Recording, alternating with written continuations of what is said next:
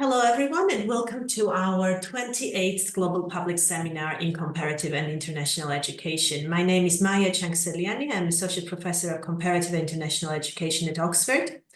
These seminars are jointly organized by the Department of Education and St. Edmund Hall at the University of Oxford. Before introducing our speaker, let me attend to a few administrative points. This webinar is being recorded, as you might have noticed, and will be posted online in due course.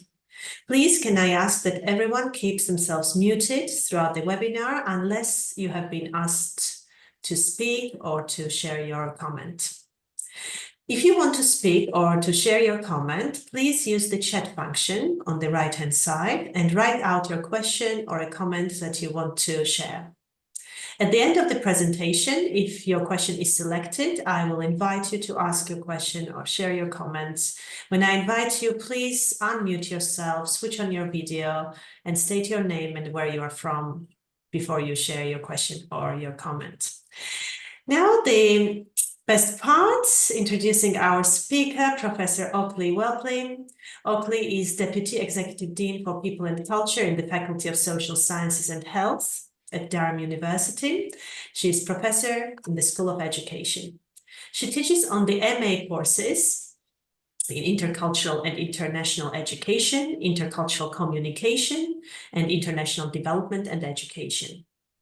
Before Oakleigh joined Durham University in September 2014, Oakleigh was a lecturer in sociology of education at the University of Cambridge.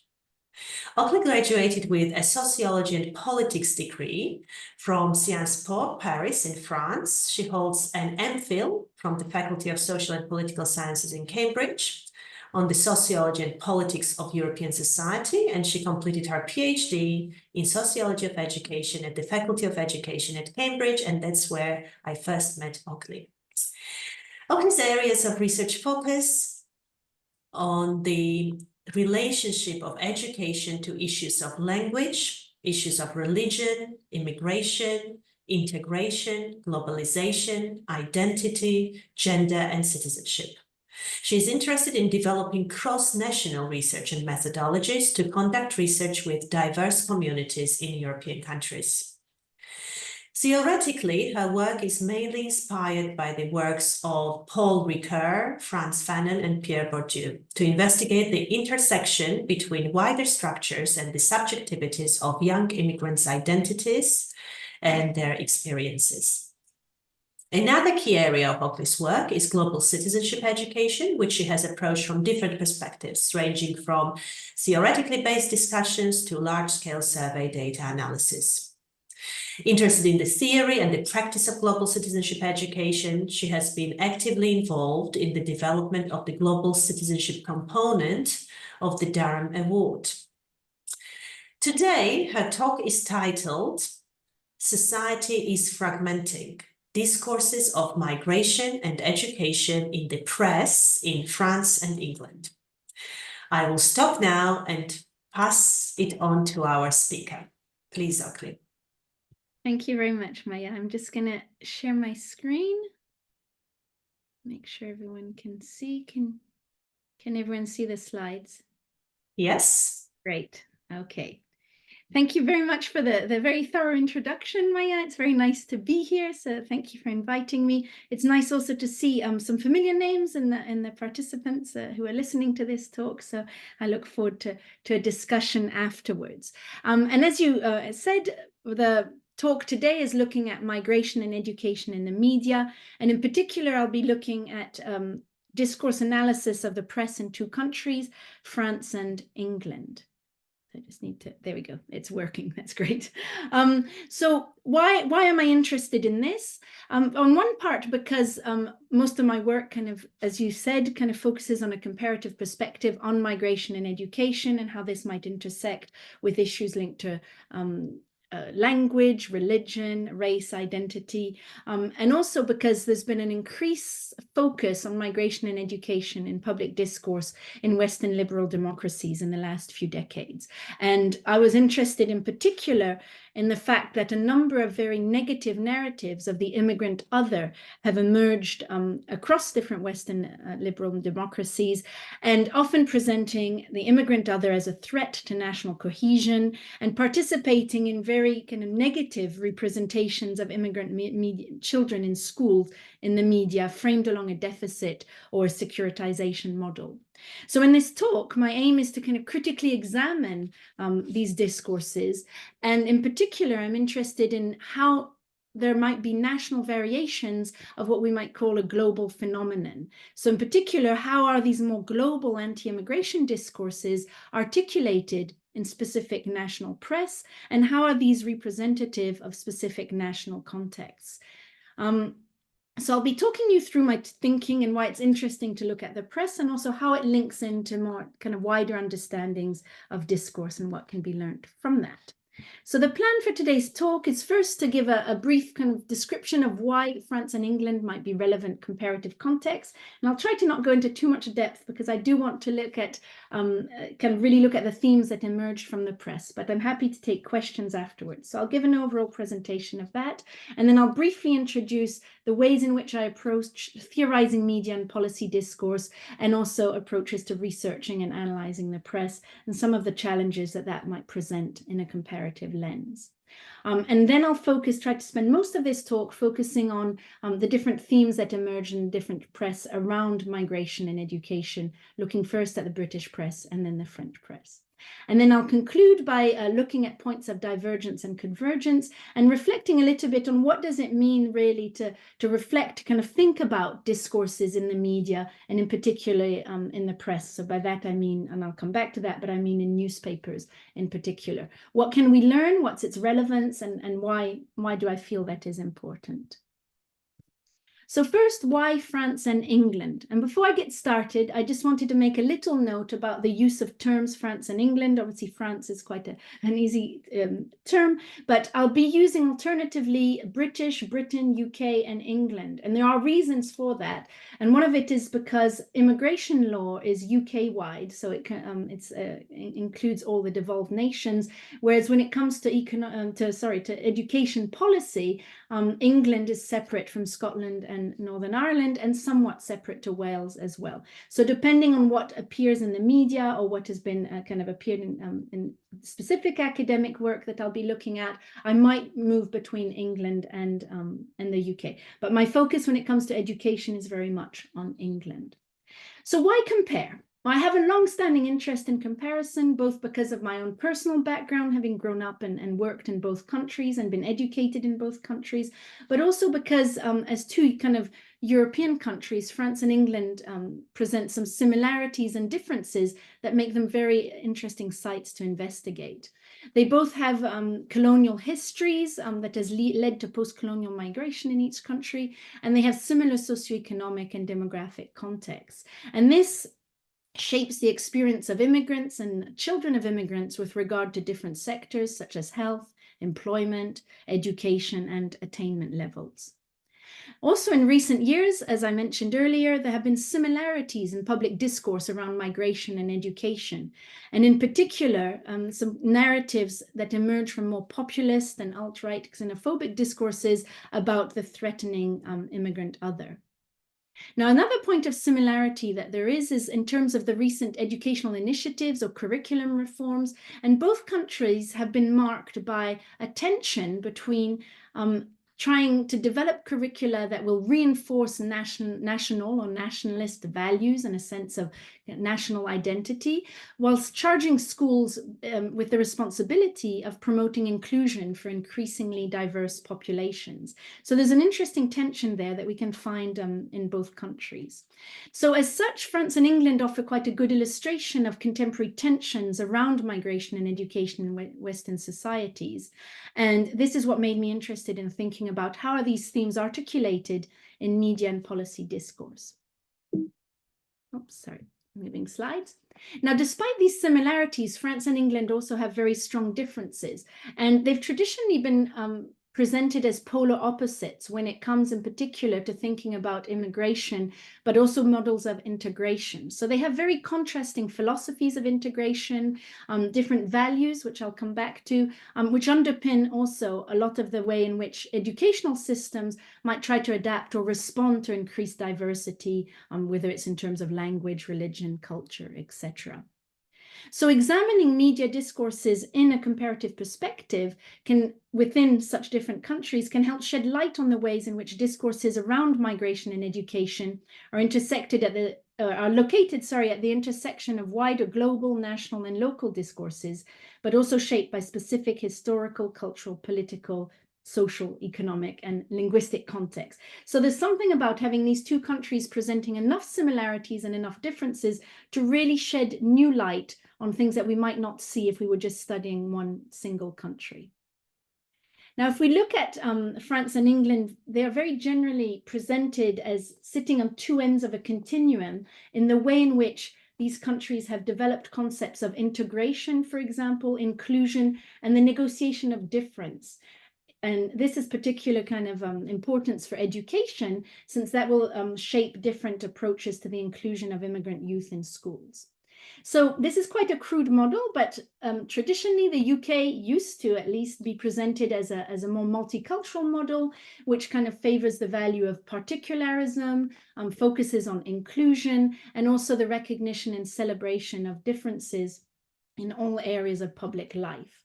And this is often contrasted with a French Republican model, which promotes indifference to differences, a type of colorblind approach to belonging as a citizen of the French Republic, based on principles of universalism and secularism, which in French is the term laïcité. We'll come back to that in a little bit, but is a very particular form of French secularism. Now, that's very kind of broad distinctions, and there's been a lot of academic work in the last few decades comparing the two countries. But of course, models aren't static, and both of these models have been debated and contested within each country. In the UK, there's been an increasingly neoliberal context of education, which has put the British multicultural model under strain. And in particular, there's been a shift from kind of, let's say, a public responsibility to ensure inclusion and integration of migrant populations, to a shift of blame towards a focus on the responsibility of the individual or families or communities to integrate and manage diversity. The British multicultural model, when it comes to education, for example, has also been very criticized for being very superficial, just a tokenistic approach to tolerance or difference, but without really addressing forms of systemic inequalities, for example, institutional racism or forms of white privilege that shape the curriculum and educational systems as well. Now, in France, because the Republican model of education has existed since the 19th century, it means that the approach, the very state-centered model of education, has tended to be much more stable. And as a result, a kind of neoliberal shift that we've seen in many countries across the world in education has perhaps been less pronounced. Again, it's open to debate, but somewhat less pronounced in the French educational system. But that doesn't mean that there's a full kind of embracing of the Republican model. And there are a number of debates around the concept of secularism, this notion of laïcité, and the idea that there's a very strong separation between the church and the public sphere. There's also been a number of tensions around the urban peripheries of big towns, where there's a majority of immigrant population, but also very strong social disadvantage in these areas. And this is an area that is referred to in French as banlieue. And there's been a lot of debates around education within these urban spaces, and the idea that actually the school system is failing populations who live within these areas. So overall, there is a sense in France as well of a crisis of the school of the Republic, but nevertheless, teachers tend to demonstrate strong adhesion to Republican values, in particular this notion of laïcité, this very strict separation between the state and the church. And so there is a tendency, despite kind of acknowledging the problems and the inequalities that might stem from the French Republican model of education, there's still an idea that this is the best model that there is. So there's some interesting kind of context. I'll be happy to talk about this much more. As I said earlier, a lot of my research is about migration and education from a comparative perspective, and in particular, between France and England. And I've looked at policies, at educational systems, but also pedagogical approaches, the views of teachers and different kind of stakeholders in education, and of course, the experiences of young people themselves, and in particular, children and young people from immigrant backgrounds. But today, my focus is on the press as a way of understanding the discursive context in which all these different experiences might take place, and also to understand some of the kind of debates and tensions around these different models of integration and education that I've just presented. Now, these kind of different kind of settings, national settings, and these debates around models of integration are also intertwined with a number of anti-immigration discourses, which are associated to the idea of a crisis of public institutions and the modern nation state.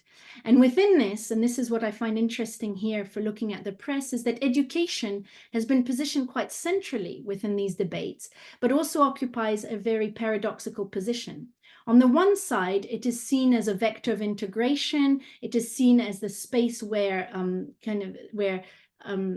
young people from immigrant backgrounds can be included, but at the same time, they are very often presented as sources of division and communitarism, and schools are seen and criticized in the press as not doing the job they should do in terms of integration. And so within that, there are a number of discursive kind of contexts that can kind of shape that have shaped both political responses and educational policy that we will be looking at as well.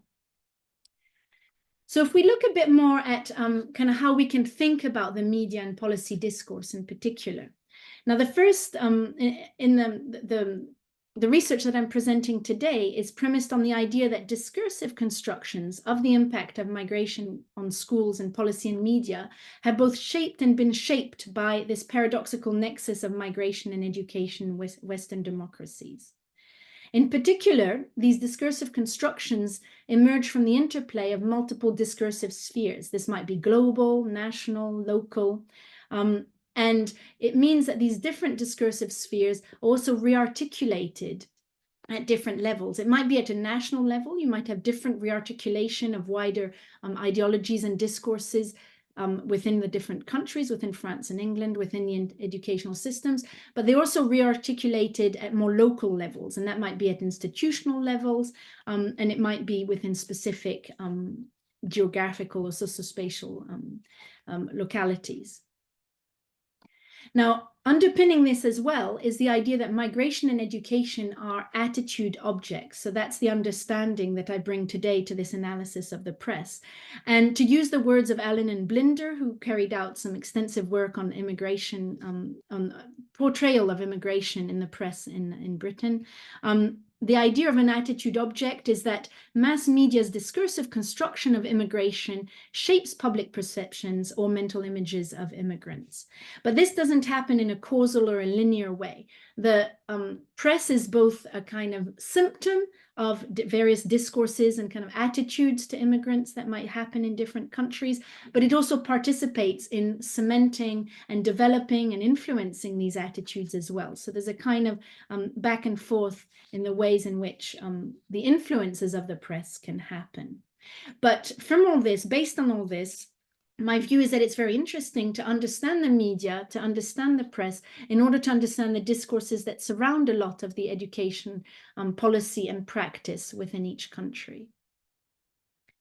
So in this, for this research, I chose to focus on the press essentially and not on other forms of media. It would have been really interesting to look at radio, TV, and in particular social media, where, as we know, a lot of kind of discourses are being promoted and a lot of opinions are formed. We talk a lot about kind of echo chambers, for example, and that would be for future research. But there's also some strong kind of scholarship in looking at the press and kind of seeing how the press can be a bit of a kind of gauge of the way in which the kind of attitudes that people hold, but also the political kind of direction of travel in a way around specific issues. So here in particular around immigration and or migration and education. So to kind of carry out this research, I developed a critical review of the press in both languages that covered a period from 2000 to 2021. So looking at about a period of 20 years to also understand some of the kind of historical and temporal changes that might have happened in the construction of this attitude object. So how is migration and education being portrayed in the press in each country? To do this, I included a number of different kind of press outlets, and you can see in the tables here, it's divided by UK press and French press. Now in the UK, the division is between tabloid press, mid-market press, and broadsheet press. And that's kind of quite an established definition of the ways in which the press is analyzed or sorry, categorized in the UK. And this raises questions from a comparative perspective, is that didn't really correspond to the press in the national French press. So while there are broadsheets, which are the kind of main national outlets in France, there aren't these daily mid-market and tabloid local press. So I had to look for some kind of near equivalent, and they were more kind of weekly magazines, which had a similar targeted audience, let's say, to the tabloids or to the mid-markets, but there was something about finding the equivalent. So after looking, I decided on those. So it's not an exact comparison because there's a different culture of the press as well. Now sorry, I've just lost my thoughts I'm going to need to take a tiny break. Sorry. It's one of the things my daughter has just sent me 10 messages trying to get in the house. So that's fine. Sorry, I'll start again. So within that, I then conducted systematic query entries within each press outlet to look at for near equivalent terms around migration and education or any other cognate terms, to start seeing what came up from the notion of around this notion of migration and education. Again, from a comparative perspective, some terms needed to be adapted. And after doing some research, the terms banlieue and laïcité came out as really quite different kind of strong themes that came out in the French press, which obviously don't really have an equivalent in the English press, but they were very closely associated to migration and education.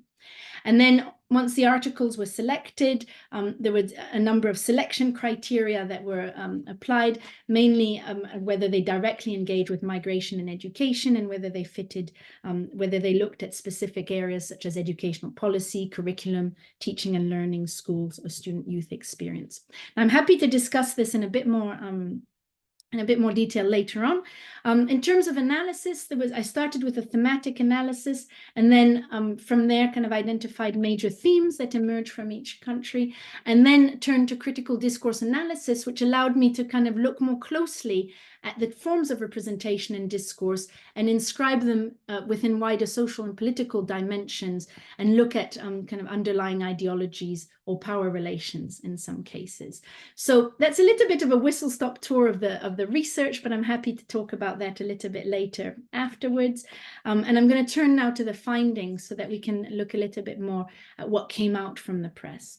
So if we look at kind of overall, there were some commonalities that emerged from the British and French press.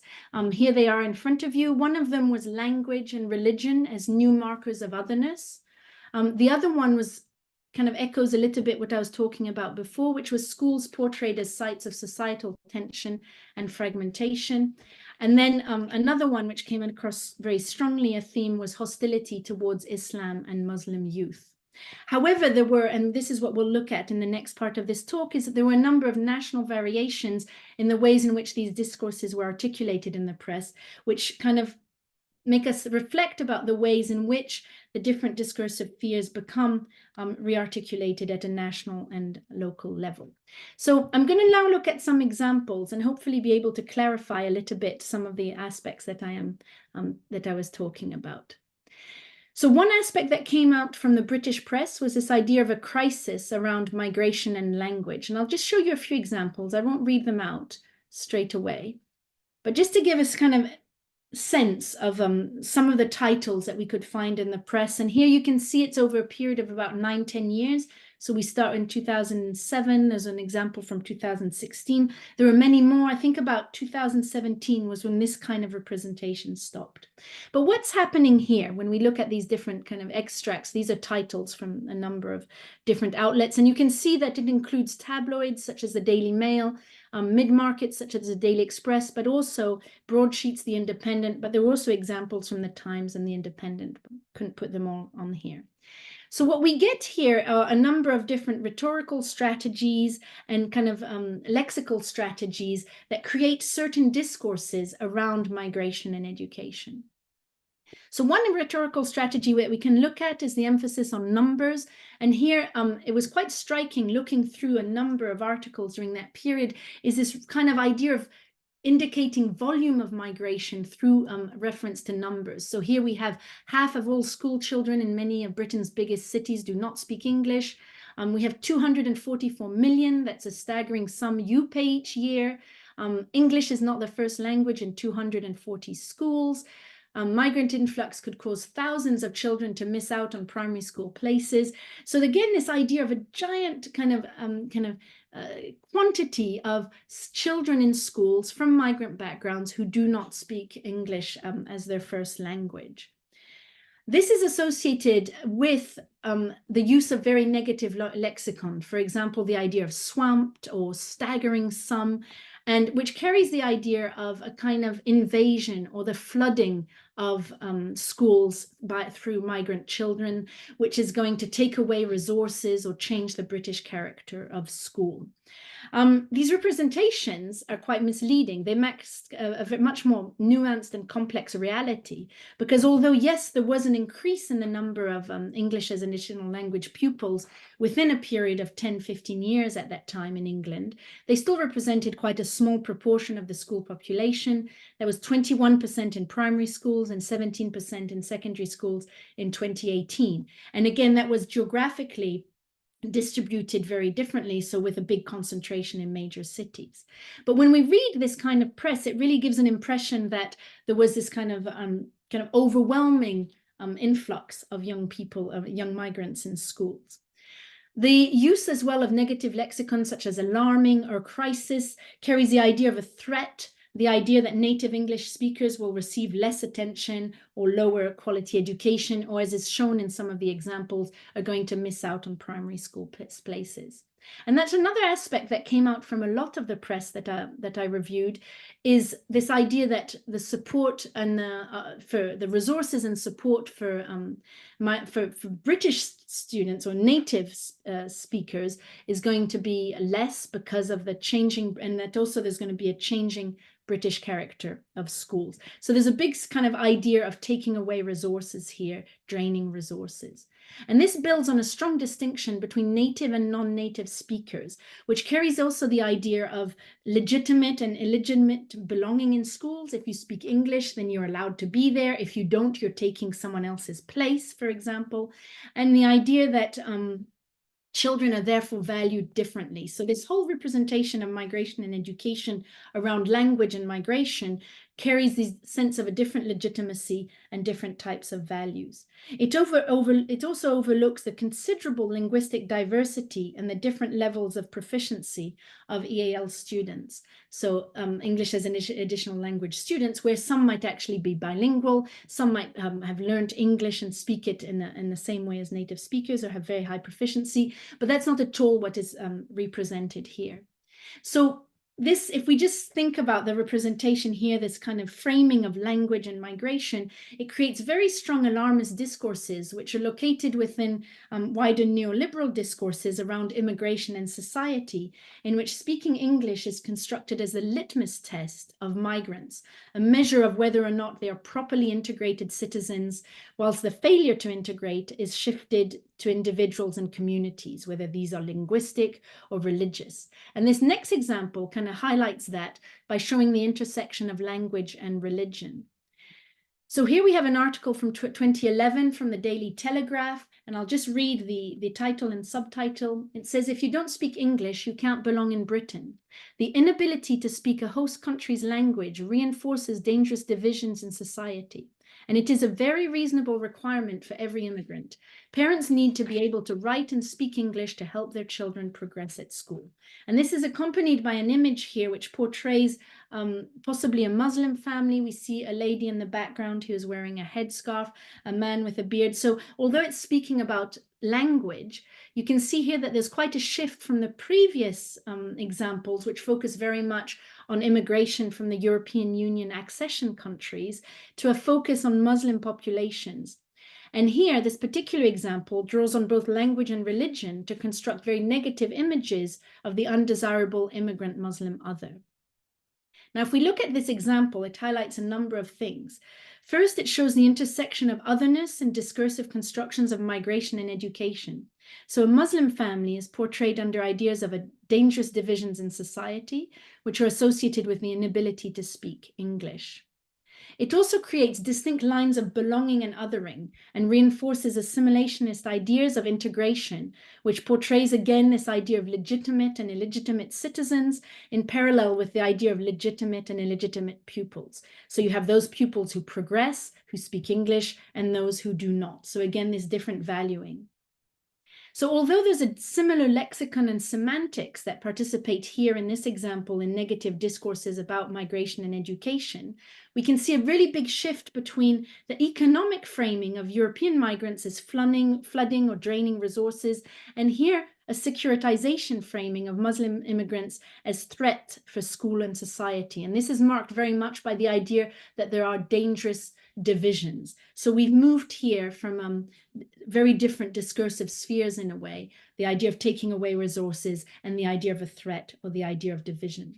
And this is strongly illustrated in the last example I'll share for the English case, which is the Trojan horse affair. Now, for those of you who aren't familiar with this, the Trojan horse controversy emerged in 2014 in Birmingham, following the suspicion that certain religious leaders were plotting to Islamize state-funded schools. And these claims were debunked as false, but the coverage in the news created a very hostile environment around Islam and around Muslim populations in schools. So you can see here some of the representations. The first one is from the Birmingham Mail and reads, "A jihadist plot to take over city schools." The Daily Telegraph reported Islamist plotters in schools across UK, so it doesn't mention that it was actually in Birmingham, and revealed Islamist plot dubbed Trojan Horse to replace teachers in Birmingham schools with radicals. So this narrative of threat, which was in part fueled by right-wing tabloid press in this case, had a very strong lasting impact. Even though it was debunked as false, it still created a very hostile and suspicious climate around Muslim communities in England. And these representations are again inscribed within multiple discursive spheres. Some are more historical representations, for example, the kind of Orientalist, secretive, untrustworthy representation of the Muslim other in the West, but it also intersects with more contemporary securitization discourses around Muslim youth extremism and terrorism. So this is a bit of a quick tour of the British press, and I'm just going to kind of pull a few themes together before we move on to the examples of France, and then I will open up to questions. But what we can see here is that the British press participated in creating a moral panic around the immigrant other, drawing on ideas of fragmentation, the loss of national identity, threat to security, in which education occupies quite a center stage. So schools are seen as these sites of fragmentation. But schools are also positioned as sites of, at the same time, as sites of division, but also vectors of integration. They are in charge of inclusion. And if that's not happening, then schools are kind of tasked with the order of finding better ways to challenge that fragmentation.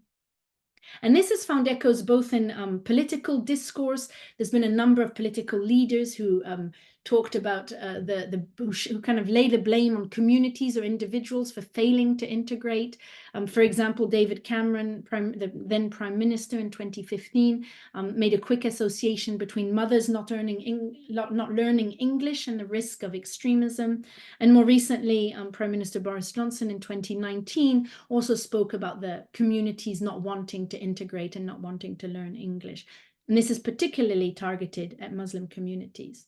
But it also found echoes in educational policy, and for example, the introduction of the fundamental British values, which aim to bring more cohesion to a sense of common belonging and promoting national identity, and the prevent duty, which was introduced in 2015 to encourage the early detection of radicalization and extremism in school. And both of these policy initiatives, these educational policy initiatives, were very much on the back of this extremely negative discourse of a lack of cohesion, lack of British identity in schools, but also risk of terrorism and challenges in terms of security. So if we move on to the French press, we can see some similar themes, but articulated quite differently. And one of the themes that really emerged was something to do with anomic urban spaces. I mentioned the notion of the banlieue earlier, and French cities tend to have a center, and then the urban periphery is where there's a very high concentration of immigrant populations, but also a high concentration of socioeconomic disadvantage. And these are often presented as anomic urban spaces. So here what we have is a socio-spatial construction of discourse around the idea of the banlieue, which are not fully integrated in society. There's a direct association when talking about these urban spaces, these banlieues, between immigration, youth delinquency, criminality, or extremism. And this has existed for a long time in France, in particular focusing on the youth of the periphery. So here are two examples that are 30 years apart. So this actually goes further than the time scale of the press that I was looking at. But it's interesting to see that here you have Sarcelles, a dangerous banlieue melting pot about to explode. And then you have, on the other side, an explosive situation in the banlieue, make no mistake. And that's kind of 3 decades between the two. And you can see here the use of the lexicon, the idea of explosion, for example, which makes us think about a war zone or a kind of being under attack, and the idea of let's make no mistake. So let's be kind of aware of the fact that this is happening, even though we might not be seeing it. So again, this idea of something happening, a kind of secret threat to security. And you can see also in the 1990 article here, the reference to melting pot, which goes to, kind of references directly immigration. So although there is a tendency maybe to speak less directly, or at the time at least, about immigration or migration and education being issues, the talk of banlieue became a proxy to talk about immigration and education. There's also associated to this idea of banlieue something that we can find that echoes a little bit some of the discourses in the British press about language and education, which is the idea of a linguistic fracture. There's a certain type of vernacular speech in France, which emerged in part from these banlieues, which is a form of speech which borrows a lot of from other languages, in particular languages from post-colonial migration.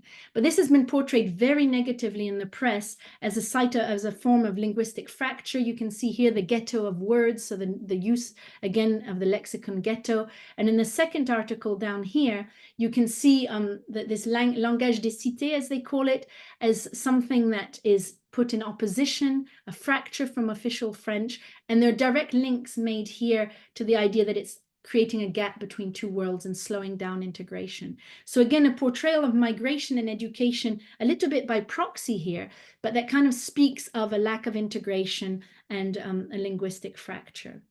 But gradually there's been a shift from this kind of idea of youth delinquency and linguistic fracture to a criticism of the banlieue and of Muslim youth as kind of not integrating or creating a fracture in society. So here are a few ideas, a few examples here. A study confirms it: the more students are Muslim, the less they feel French. The urgency of laïcité in the face of political Islam society project, and that again is in a broadsheet, the Figaro, which is a main national newspaper. And then racism, laïcité, religion, youth is nearly seceding from the rest of society.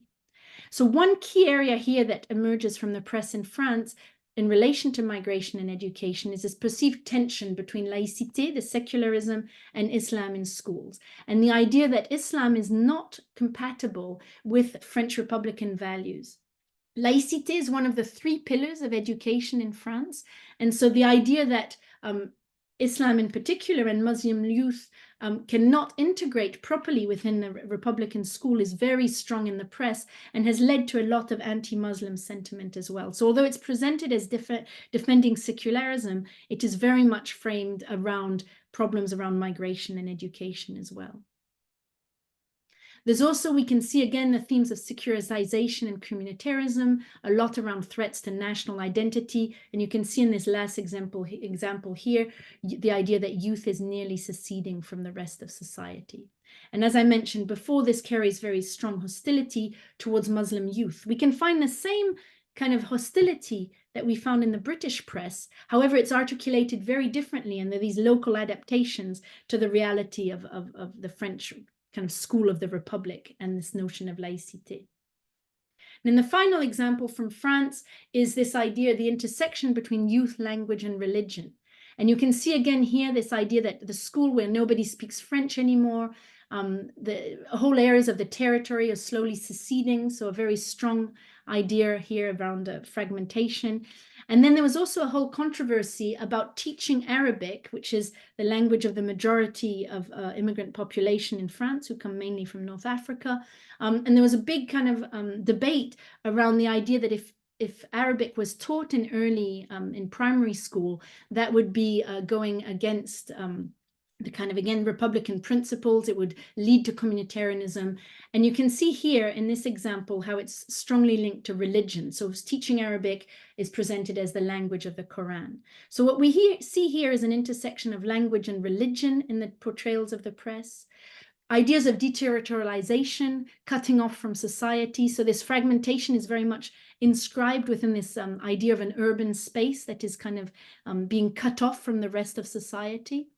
And then this idea of language, religion, the intersection of language and religion with fears of communitarianism and extremism. So again, this idea of a threat to securitization. So to conclude on the French press, and then I'll very quickly conclude because I see I've gone a bit over time, but in a national context where the majority of immigrants are from North African countries, this kind of hostility, this backcloth of hostility towards Islam has shaped strong attitudes in the press towards migration and education in France, and has tended to really associate youth, language, and religion as markers of otherness and threat, which are not compatible with the Republican values of French school, this idea of laïcité, but also universalism and indifference to difference. There's also a strong sense that youth in schools are being cut off from society if they are speaking Arabic or learning Arabic, if they are demonstrating religious affiliation or forms of religion, and that this is very kind of strongly contrasted with the notion of the Republic and kind of underpins this idea that there is security threats and a fragmentation in the French territory. There's also the idea that there's a loss of language and national identity. And these, similarly to England, are manifested both in political discourse, with a discourse of blame, the idea that there are hidden threats that are being developed, and also in education policy. So similarly to the UK, at the same time to England, similarly to in France, there was a kind of thickening of citizenship in the curriculum, a renationalization of citizenship through the Grande Mobilisation pour les Valeurs de la République and the Parcours Citoyen, which are kind of a mobilization for the values of the Republic and a citizen pathway, and the idea of being able to reinforce a form of national identity. And there was also a closure of a number of specialist language courses in Arabic and partnerships. I'm happy to talk about that a bit longer if you had any questions. But these were kind of strong political manifestations of this very negative attitude towards migration and the role that education plays within that. So to conclude, I know I'm running out of time, so I'll conclude quickly, but just reflecting on a few points of convergence and divergence. There are a number of commonalities that we can find in the press in both countries, which both point to the complex and strained relationship between immigration and education in France and England, and the intersection of different discursive levels. There are commonalities in discourses. We've seen a lot of that. Language and religion as new markers of otherness, the idea of threat to national values, the need to protect and reinforce national identity, the blame of Muslim communities, the idea of communities responsible for failed integration, and this kind of reinforcement of securitization, which we can see a lot happening in education as well. But there are also a number of national variations, and this is interesting in thinking about migration and education as an attitude object and multiple discursive fears, and the way in which some global kind of anti-immigrant attitudes or forms of Islamophobia are rearticulated in different ways in national discourses, dependent on different contexts. This can be according to different temporal and spatial contexts. They might be historical, they might be the urban organization. We've seen there the example of the banlieue, but it's an interesting kind of interplay between kind of dominant discourses that seem to be taking educational policy and in similar directions, but yet are articulated in the press in very different ways as well, that speak to local realities. Now, just to kind of think about why this is important, why do we need to look at the press? I think a lot of these very negative attitudes have been found to permeate not just educational policy or politicians and policy discourse or the views of politicians, which I've briefly touched upon today, but they've also influenced practice and attitudes within schools. For example, it might be stereotyping or over-disciplining of students from specific immigrant backgrounds, this idea of a threat of, for example, young Muslim men in both countries. There's an increased suspicion towards Muslim students and a negative view of religion, which has permeated a lot of practice as well. And also when we come to language, this intersection with language is a negative view of multilingualism, ideas of subtractive bilingualism, for example, which might overlook the multiple forms of literacy that students bring to school as well. So it remains for future work to look more in depth about these relationships and area of influence of the press on practice, for example. But I think it opens lines of reflection to think about the way in which discourses of immigration and education in the press can shape education, can shape approaches to education. And it's also important because it will impact on the quality of the school experience of young people from immigrant backgrounds and the way they might feel included or excluded. And that's, in my view, quite urgent because we need to reflect about how educational policy and pedagogical practices can engage with new forms of migration and diversity in inclusive ways, but also respond to a very hostile kind of discursive environment as shown in the press here, and kind of think of ways to critically address these discourses that do permeate not just France and England, but are quite symptomatic of a number of Western societies. So I'll stop here.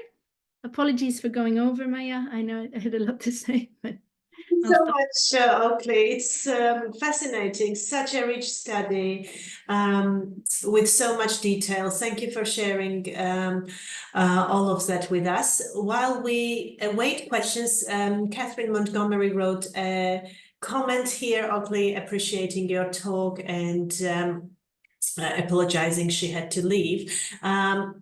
You know, this is really fantastic how press is probably provides such an important evidence on these tensions that exist in our society, and the language of the press on the one hand reflects, as you say, what's happening in the society, and on the other hand is very powerful in shaping our attitudes and actually policies and practices in education.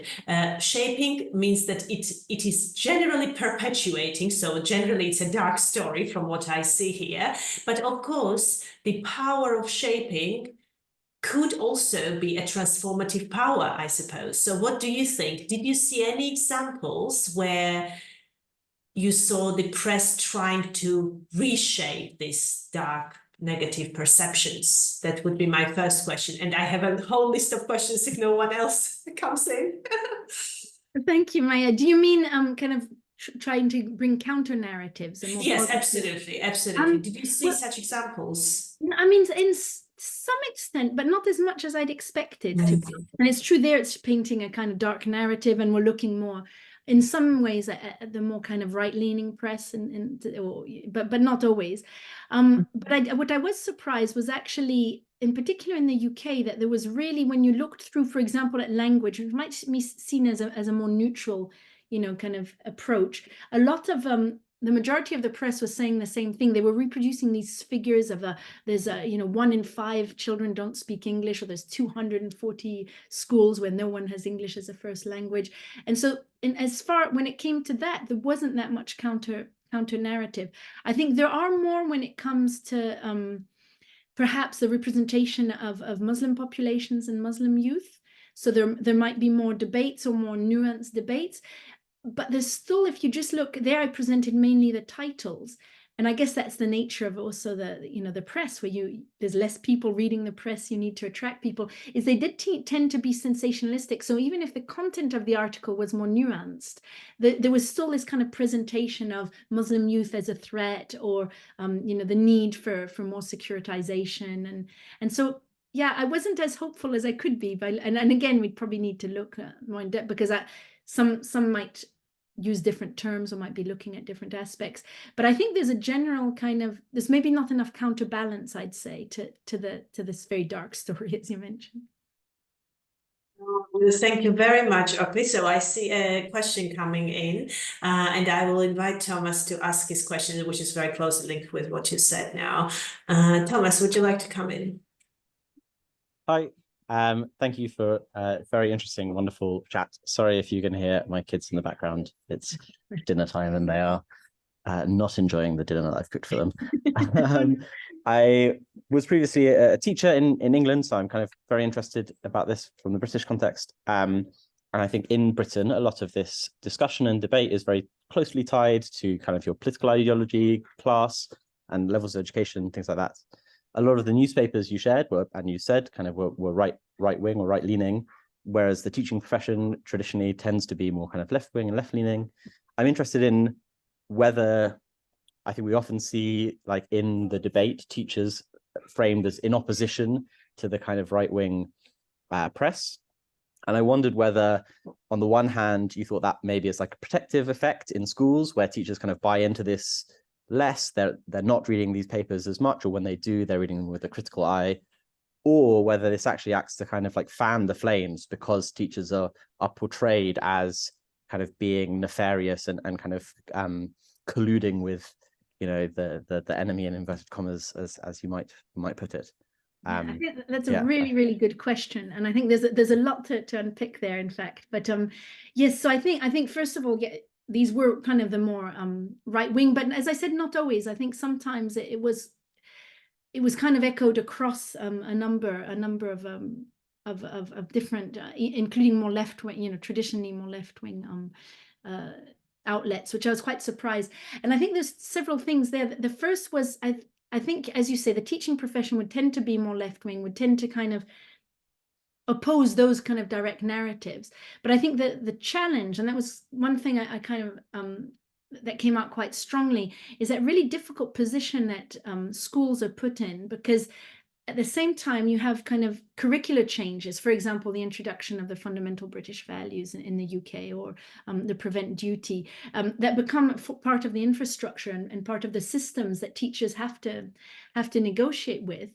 And And so it did start pulling, I mean, from work I've done with teachers, and it starts pulling in different directions in the sense that you have to kind of comply with some of these. And that narrative of threat then becomes, it permeates maybe not through the right-wing newspapers, but through the kind of policy reforms and the educational policy. They do come to kind of permeate the way, the scope in which kind of teachers, they permeate the way in which teachers work, but they also affect the way, the spaces of resistance that teachers can have, maybe constrain them a bit more strongly. So I see in the UK, if we take the example of the UK, quite a marked shift between pre-2014, 2015, when the prevent duty and fundamental British values were introduced, of maybe more leeway in kind of developing, that there were more schools that were developing messages that were kind of much more tolerant and inclusive, to kind of saying, well, we do have to comply and make sure that there is not, you know, that there are, that we are kind of embracing this common British identity, or make sure that we look at signs of extremism. And so there's a bit of a mixed bag, but I think what it points to as well is that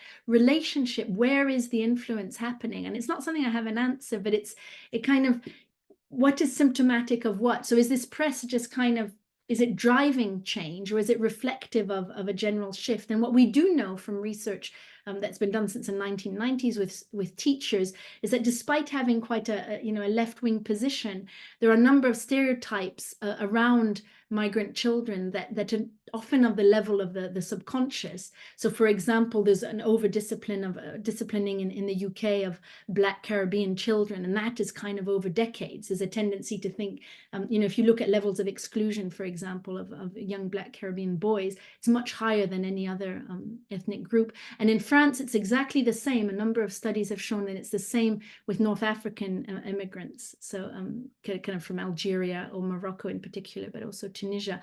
So there are kind of attitudes that might not be that kind of tabloid right wing, let's get rid of immigrants, but it does permeate a sense of insecurity. And through trying to do the right thing, you do end up perpetuating forms of inequalities at times. I don't know if I've fully answered the question, but it's quite a complex one, but a very good question, I think. Thank you. Thank you both. We have limited time left, so I would like to invite Julian Kwok to ask his question, please. Yes, thank you for your presentation. So I'm wondering about your selection process of your data. So I'm wondering how you selected news media and how you selected news items within the media. I think that is very important, essential for this analysis. Yes, thank you very much. I think that is an important question. I kind of glossed over it because I wanted to talk more about the examples. But so I think to select the media outlets, I started with there's a number of categorization of press that exist already. So in the UK, there's this categorization of tabloid press, and you have a list. So there are databases that kind of provide you the different outlets. I wanted something that was representative enough. So I wanted the kind of mainstream national newspapers, what we call the broadsheets. So that would be, for example, the Times, the Independent, the Guardian, Financial Times. But also there's what in the UK you call mid-markets, which are, for example, the Daily Express, that are kind of more in between. And then you have a very strong particularity of British press is the tabloid press, which doesn't exist in the same form everywhere in every country, which is much more sensationalistic. So some of the examples I shared are a bit on that extreme. So from the British press, that was quite easy. And then from the UK, for the French press, I tried to match with the broadsheets, which was also quite easy because there's the number of national newspapers, right and left-leaning and more centrist. But the difficulty was trying to find what would occupy the space of this mid-market and broadsheets. And so for that, I had to kind of go back to a number of databases, but also academic work that's been written on the press in France to try to get a sense of exactly where different kind of outlets featured. And so, as I said, I tried to match with more magazines, so weekly magazines, but that would have a similar audience and a similar kind of tabloid, for the tabloids, a similar type of sensationalistic populist reporting. So it's not an ideal equivalent. So that was the first thing. And then in terms of selecting the articles, I had a number of criteria. So the articles had to speak about migration and education, and they had to touch upon one aspect of education, whether it was policy reform, curricula, teachers, students, and it had to have the notion of migration. So there were a number of criteria that allowed me to select. So although the search, the systematic queries kind of, there was a huge volume, I actually ended up with kind of manageable numbers, because once you've kind of gone through the selection criteria. And then of course the analysis played another point in the selection, because you might read an article and it might have not kind of had a title that engaged with migration and education, but the discussion wasn't that. So there were a number of processes. Thank you very much. Let's take one final quick question very quickly. So there is Oakleigh in the chat, Hannah Copland's comment, where she shared her email address if you want to be in touch with her. She does similar research and has similar findings. And let me take Nadia Ivanenko's question. If Nadia, you could come in, ask your question, and Oakleigh, please, if you could respond, and we will finish on that. Thank you, Maya. Hi, Oakleigh, and it's very nice to see you and to listen to your very interesting talk today. I would like to ask this question. Have you researched to what extent the national identity of those refugee children is lost, and what so British mass media and French mass media say about that? So I mean with time. With that, thank you, Nadia. Very nice to see you as well, and thanks for your question. I haven't actually focused on the press. So there was a number of kind of articles in the press on refugees at the time, but that didn't talk about education, which is why they weren't included in this particular study. But from 2015, with the so-called refugee crisis, so after when there was a number of refugees in Syria, and surprisingly, I found very little that actually talked about education. And I think it's a really interesting question, and a temporal dimension of how much is national identity lost with time. And I think there's kind of almost a division between, and this is me speculating in it a bit, which what the press says, if we think about what the press says with migration, which is this idea that communities are not integrating. And I'd imagine, depending on the community that's being targeted by the press, there would be different views of the integration of refugee children, of saying, have they, are they keeping values that are not kind of compatible with a British character or with, a French Republican principles. But I don't actually know, and in terms of actually the what's been said about refugee children, I suppose because they're quite recent areas of focus for the press, that I haven't looked at that in as much detail. I haven't seen as much actually in the search, but I think it's a really interesting question to think about. Thank you. I would like to thank Oakleigh Welply for joining us today and for her thought-provoking talk. This is really a very, very interesting area of research and very timely. And thank you everyone for joining us today. Our next Global Public Seminar in Comparative International Education will take place on the 24th of April. Professor Akiyoshi Yonezawa from Tohoku University in Japan will speak about internationalizing educational research, bridging national and global perspectives in Japan's education and comparative education research. Okay, very long title, but will be interesting. Thank you again, everyone. Goodbye for now, and see you in April. Bye-bye. Thank you very much. Bye-bye.